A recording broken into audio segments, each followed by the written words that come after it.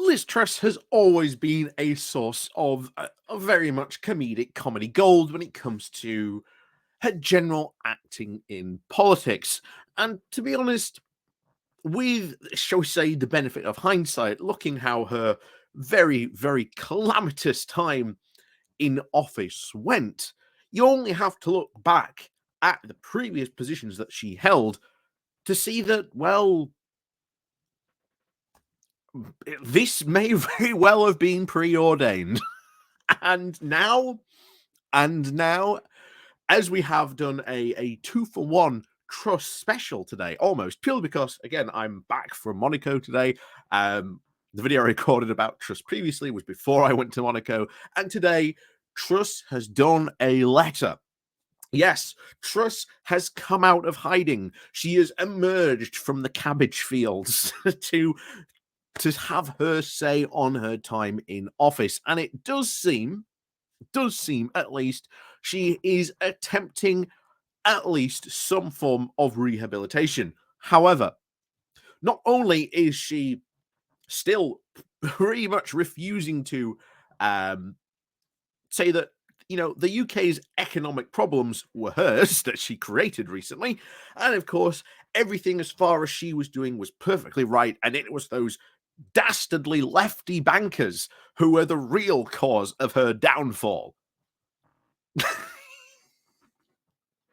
Again, Liz Truss blaming everyone but herself for her own downfall. And bear in mind, Kurzi Katang is still desperately trying to separate himself from Liz Truss, trying to salvage whatever he can. But Truss is still obsessed with this idea that her crazy free market fundamentalist principles were right, and they are still right, and that is something that she is determined to push. Hence the whole Conservative Growth Coalition of about apparently 40 MPs were invited to turn up to the launch, and only about 16 reportedly turned up. Good start for the Conservative Growth Group. But anyway, let's get into this letter that she wrote today, and we'll have some fun with it. So, as always, before we do go on with that, please do remember to hit that like, share, and subscribe button. And of course, do remember to ring the bell as well, so you get notifications about the channel. And of course, down below there are links to my Patreon page and a one updation link called Buy Me Coffee, where you can buy me coffee. And of course, the YouTube subscription, and of course the YouTube thank you button down below as well. So, as always, let's crack on with this then, shall we? This comes from The Guardian with the title of Truss says she didn't get a realistic chance to enact her tax-cutting agenda. What does she mean by realistic chance? She was the Prime Minister. If you're going to have a chance at doing anything, I would probably expect the Prime Minister to be the one to do the doing of these agendas that they all tend to have. And Truss herself had her own agenda. The problem was that her agenda crashed the economy. And from some of the stuff we were hearing back at the time, if you remember, there were pension companies that were apparently hours from going under. So that could have caused huge repercussions, certainly in the UK, if those companies had gone under. But let's get into it. So, Liz Truss, who resigned as Prime Minister after 45 days in office, has said that she was never given a realistic chance to implement her tax-cutting agenda. In her first detailed comments since she relinquished the role in October, Truss said that she was brought down by a combination of a powerful economic establishment and the lack of support within the Conservative Party. Again, blaming anyone but herself for this. The mini budget in September, which initially contained over 45 billion pounds worth of tax cuts, crashed the markets and led to the pound to hit an all-time low against the dollar. Remember, that's what happened because of the mini budget. You can literally see the line go down, as they say, as soon as Kersey Kutang was announcing this budget, it was going and it continued pretty much in that same trajectory. But back to it. So, writing in the Sunday Telegraph, Truss, who is expected to launch her political comeback on Sunday, that's today, said that I am not claiming to be blameless in what happened. No, you are too fully to blame with what happened, Liz. But fundamentally, I was not given a realistic chance to enact my policies by a very powerful economic establishment coupled with a lack of political support. That sounds like the ramblings of a conspiracy theorist. Just change the powerful economic establishment to Illuminati or Bilderberg Group or whatever nonsense the conspiracy faithful are spouting today. Yeah, she sounds very much like a conspiracy theorist. But she continues with her ramblings, saying, I assumed upon entering Downing Street that my mandate would be respected and accepted. How wrong I was. While I anticipated resistance to my program from the system, I underestimated the extent of it. Similarly, I underestimated the resistance inside the Conservative Party to move to a low-tax, less regulated economy. Because that's not what people want. Even the Conservatives, even though this is their grand idea, know that they can't just, shall we say, put their foot down on the pedal and just go all hog wild to it. They know that they have to make tiptoe steps towards it. Otherwise, if they go fast, they lose the next election and their work gets undone. So they know they have to tiptoe towards it. And of course, Truss didn't.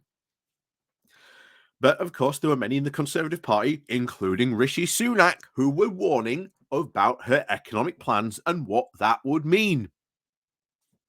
And unfortunately, a lot of certainly the non-parliamentary Conservative Party voted for Truss on her basically crazy, unfounded beliefs. And, you know, the British economy has paid the consequence for it.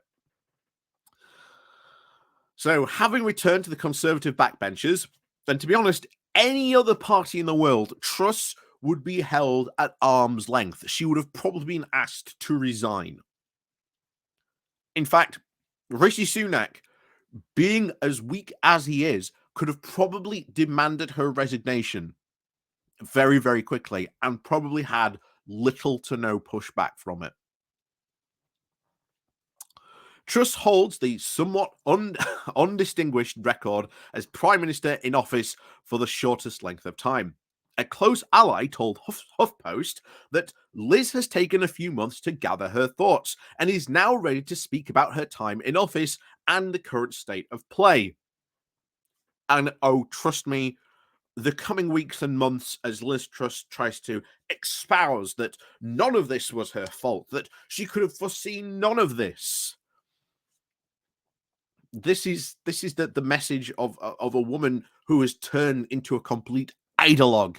She knows nothing but her ideology, and nothing will persuade her that her ideology is wrong. You are dealing with someone who is an economic fundamentalist at this point. There is no other way to really describe her. But our allies, including the former Cabinet Minister Simon Clarke, have recently formed the Conservative Growth Group to push for a tax-cutting agenda. So, again, they're still in there trying to push this agenda, even though what had happened. So, following a number of scheduled media appearances over the next week, Truss is due to deliver a, quote, hawkish speech on China that could add to the pressure already mounting on Rishi Sunak, who only took over from her in October. Later this month, Truss will address a conference in the International Politicians of Japan in a speech billed as focusing on Beijing's threat to Taiwan. Her comeback could stoke divisions amongst Tory MPs, with many more eager to hastily cut taxes than Sunak and holding a more aggressive stance on China. And that is something that I think we will see. Rishi Sunak knows the Conservative will of desperation to want to cut taxes, but even he knows, given the economy, this is something you have to do very, very carefully. Otherwise, well, we've seen what happens when you try to do it recklessly, as Liz Truss did. And of course, the Conservative Party does pride itself on lowering taxes. So this is again another, shall we say, big conservative myth that they like to espouse that is firmly starting to, shall we say, go up in smoke. And not a lot of them are very happy about it. She's expected to be joined by two other former prime ministers, Australia's Scott Martin and Guy Verhofstadt of Belgium. An ally of Truss said that the speech would be, quote, hawkish, telling the PA media she's expected to address Sunak's decision to brand China as a strategic competitor rather than a threat. She has been expected to officially redesignate China as a threat in official speak instead of the, quote, systemic competitor during her leadership. In November, Sunak said that the golden era of UK-Chinese relations was over, but described the country as a systemic challenge rather than a threat. This marked the very much dialing down of his language, having called it the biggest long-term threat to Britain during the summer leadership contest to replace Boris Johnson. Truss has returned to the international stage. It follows Johnson's very own re-emergence, having made visits to Ukraine to visit Volodymyr Zelensky, as well as to the US. Shortly after Truss was forced to resign, her former speechwriter has said that she, quote, took a spinal tap approach to government, demanding that the volume was turned up to 11. I mean, this is one of the reasons why she failed so quickly, because her belief, and certainly a lot of these free market fundamentalists that are in the Conservative Party, are all convinced that now is the best time to just deregulate Britain, and somehow, again, it will all work magically. But guess what? The market said, what are you doing? You nearly almost completely potentially crashed the entire pensions industry in the UK that could have had absolutely catastrophic ramifications, with people losing hundreds of thousands of their pension. Tell me, what do you think would certainly be the reception now to the Conservative Party if Liz Truss had done that? I guarantee you, people would be in the streets demanding a general election. But anyway, Asia Bennett, the former Prime Minister, aide to the former Prime Minister, said that she arrived in Downing Street determined to put rocket boots under the economy, and that it was a matter of, quote, bitter regret that her efforts had failed. Truss further said in the Telegraph that while her truculent stay in number 10 was, quote, bruising for me personally, she believed that over the medium term, her policies would have increased growth and therefore brought debt down. Except no economist out there agreed with her. No one, except the crazy free market fundamentalists in the IEA, all those people who desperately want these things done, but have no actual economic evidence or credibility to back up these ideas. And we've now seen what happens when you bring in these crazy fundamentalist free market ideas.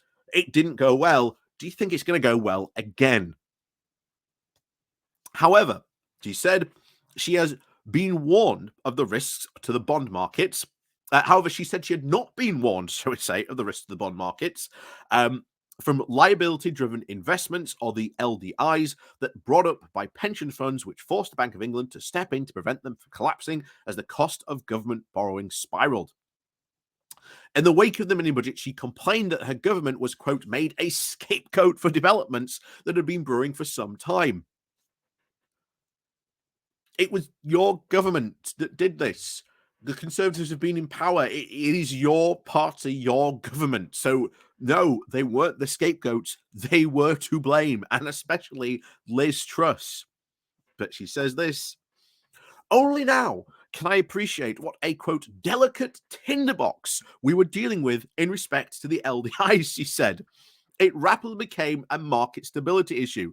And when we had to act to stabilize the situation, while the government was focused on investigating what had happened and taking action to remedy the situation, the political and media commentators cast an immediate victim blaming the mini budget. Because it was the mini budget to blame for this. And it's funny that she was going, oh, we were trying to take action. We were trying to investigate what was going on and sort all this out. No, she wasn't. There was no such investigation. There was no such action planned or investigation going on by Liz Truss to find out what on earth is happening. Why is the economy crashing? Because she was ultimately being told by her advisors, by other people in the government, saying, hey, your budget is doing this. This is why. And of course, she refused to believe them because she's an ideologue, and her ideology says that if you do this, magic will happen. You'll get growth. And of course, the opposite happened. But she also continued to say on this. It was regrettably the government became a useful scapegoat for the problems that have been brewing for a number of months. Oh, all these problems brewing for a number of months could have happened to anyone. What? Again, blaming everyone but herself. She said that with the benefit of hindsight, she would have acted differently. She said that she had, quote, to battle against the instinctive views of the Treasury and the wider orthodox economic ecosystem. Again, Treasury orthodoxy, whatever that meant. We've always said it, these crazy free market fundamentalist ideas that people like Truss and the Conservative Party push never, ever were going to work. It is, as we've said before, the underpants gnome plan of action. Find underpants, steal underpants, question mark, profits. They just don't know what that third step is because no one in their right mind would ever try these crazy economic solutions to the very complex problems that we have. But that is what they are determined to do still. She said that she said that her and Kotang's plan for growth, with its combination of tax cuts and deregulation to kickstart the stalled economy, had represented a continuous break with the quote leftwards drift of economic thinking, which was resented by some powerful forces. Who are these powerful forces, Liz? The markets, which people like her and her crazy libertarian friends always praise as being the ultimate arbiter. Remember, Liz Truss went on a speech shortly before she became Prime Minister about zombie companies and how the market would take care of them. And those companies that failed were only failing because the market was declaring so, and it had been only they'd been propped up by government subsidies or other things that had kept them going. Hence, they were zombie companies. Well, guess what, Liz? You crashed the economy. You practically almost killed it. What are we to take from that? But she continues rambling with, frankly, we were also pushing water uphill. Large parts of the media and a wider public sphere had become unfamiliar with key arguments about tax and economic policy over the time sedimented by a left shiftward upwards, she said. Oh, my word.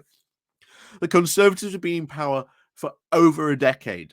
The idea that we have shifted leftwards economically and policy-wise is absolutely ridiculous. It's only this way, and only, quote, leftwards, because Liz Truss's economic policies and ideas are so far to the right that they might as well be socialist ideas. That is how far she is on those ideas. Let's point that out. She said the furore over a plan to abolish the 45 pence rate of income tax, not least from within her own party, was illustrative of the difficulties she faced, saying that even though the measure was, quote, economically sound, it wasn't. I understand that the political backlash I would face, which focused almost entirely on optics, she said, because it wouldn't be good. Truss's and Kotang's mini budget would have massively only benefited the incredibly wealthy and made them only richer. It was trickle-down economics, which has proven to be time and time again not work. But that's what Truss wants to do. That's what these crazy fundamentalists want to do with the economies around the world. While she regretted not being able to implement her plans, she said that she had learned a lot about her experience, which she will expand upon in the coming months. I'm looking forward to it, Liz. I'm looking and simultaneously dreading it as well. I have lost track of how many people have written to me approached me since leaving Downing Street to say that they believed in my diagnosis of the problems causing our country's economic lethargy was correct, and that they shared my enthusiasm for the solutions I was proposing, she said. Citations, please. Who are these people? Who are these idiots that are approaching you, Liz? Because I'll tell you now, the IEA probably isn't very good, considering from what we know, they were the ones who put forward these plans to you in the first place. While I regret that I was unable to implement my full program, I am still optimistic for the future, with the United Kingdom now able to steer its own course as a free nation.